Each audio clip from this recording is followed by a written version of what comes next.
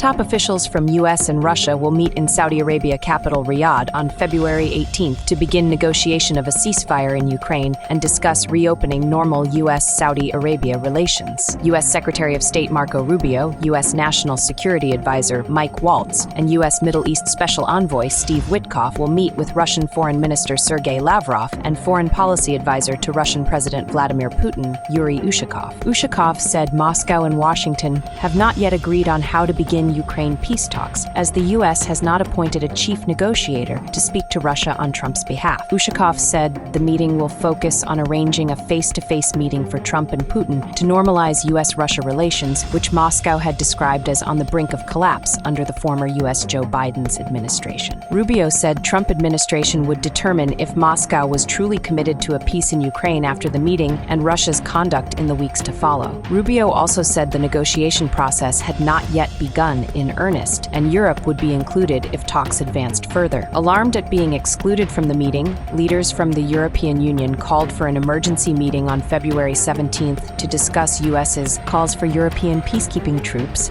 as security guarantees for Ukraine and stepping up NATO and Europe's defense spending to strengthen its military.